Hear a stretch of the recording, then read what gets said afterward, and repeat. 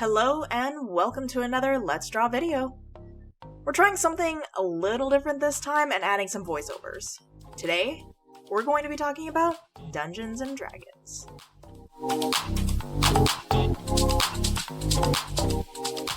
Here, I'm drawing a character named Ori Flama, a Protector Aasimar who is a war magic wizard.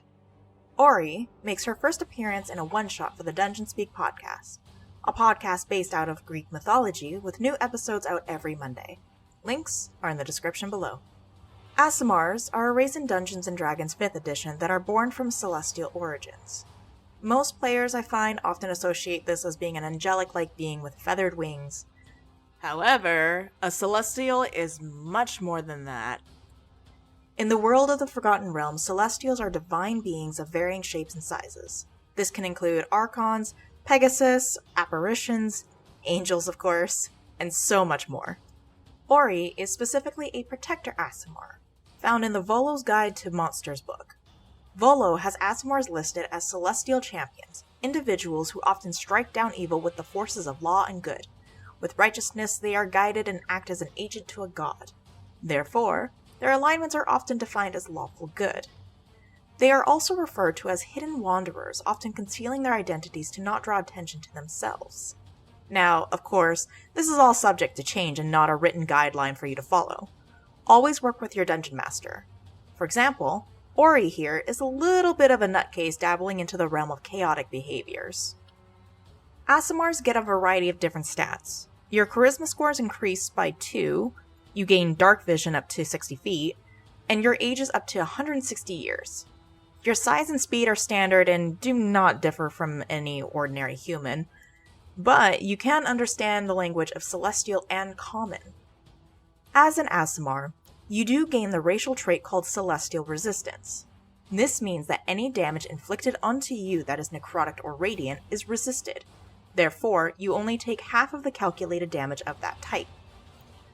You also gain the trait called Healing Hands, an ability that allows you to touch another creature, including yourself, and cause it to regain a number of hit points equal to your level.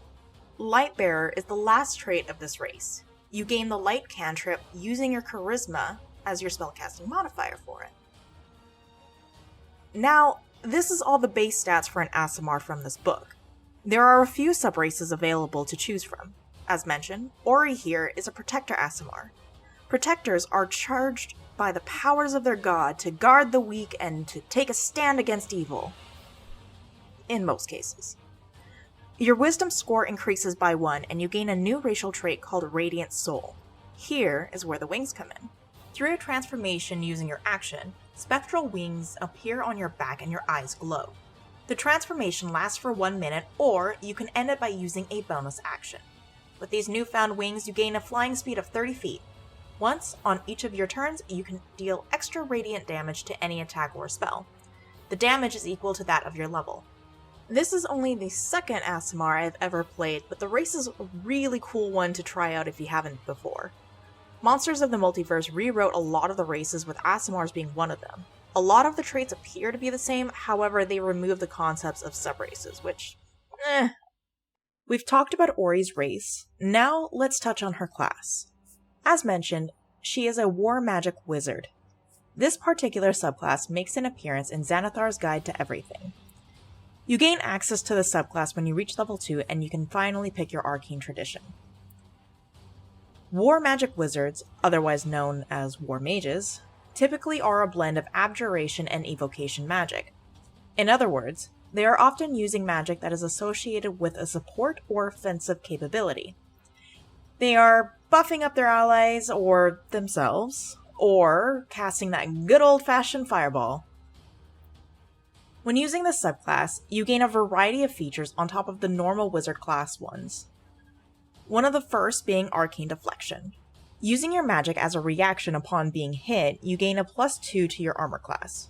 You can also use your reaction in the case of a saving throw. If you fail that saving throw, you can gain +4 to the value in the hopes of a success. However, there is a downside to using this ability. Once active, you are unable to cast any leveled spells until the end of your next turn. This means you are restricted to cantrips only while using the deflection.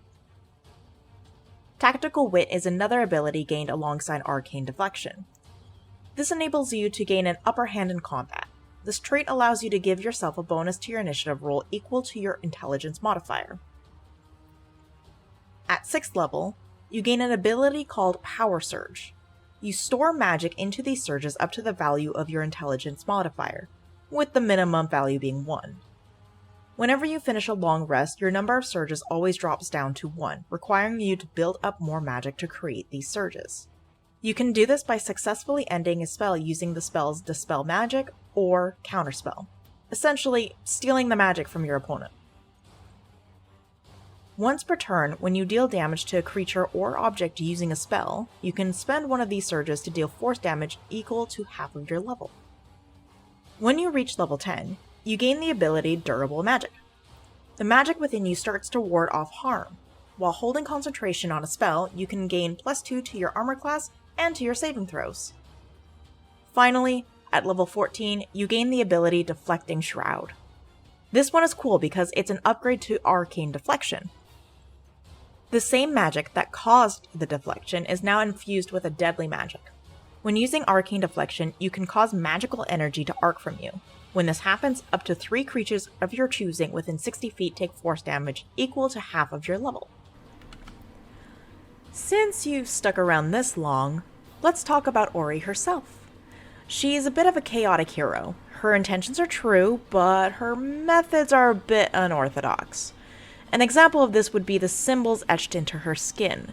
She has runic symbols written in Celestial all over her body and activate in a glow at her command, much like a spellbook. In her mind, you can't steal my spellbook if I am the spellbook. Many do regard her as a war mage, but no one knows where she came from or what her history is. It is evident that she has some type of major war experience due to her ability to hold concentration in the heat of battle. In other words, she is an excellent warcaster. Because of her unknown origins, nobody has been able to identify her celestial heritage. A third eye appears on her forehead and only opens when her magic is at a high point. This occurs when her wings appear or when she's using advanced levels of magic. Even though Ori is regarded as a war mage, she refers to herself as an investigator. Especially an investigator you don't want to get involved with.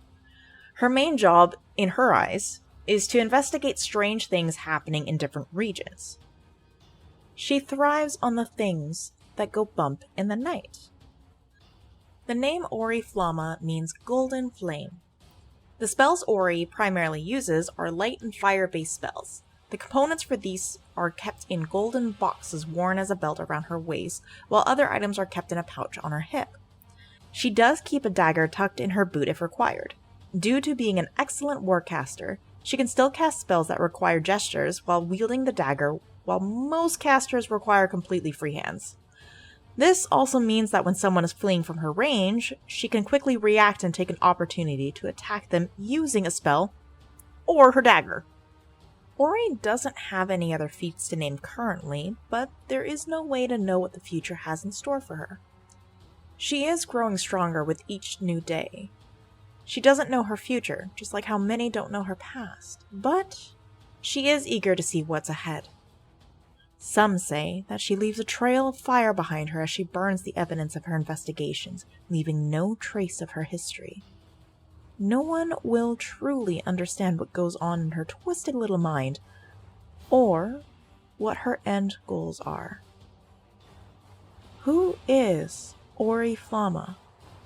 What exactly is she investigating? Where is she going? Where did she come from? What's her origin? Nobody will truly know. Except for her. In the end, she is Ori Flama, a war mage. A wizard of extraordinary power with a unique celestial bloodline. A protector Aasimar, investigating the unknown.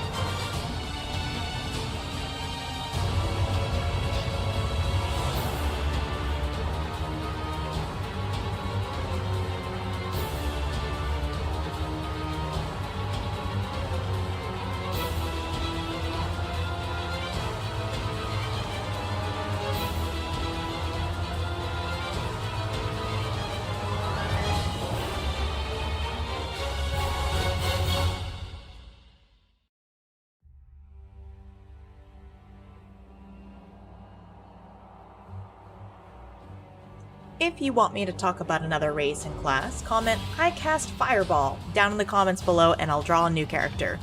Don't forget to like and subscribe for more content, and don't forget to check out the various Dungeons & Dragons campaigns I've taken part in by clicking on the links down below. Thanks for watching, and I'll see you next time.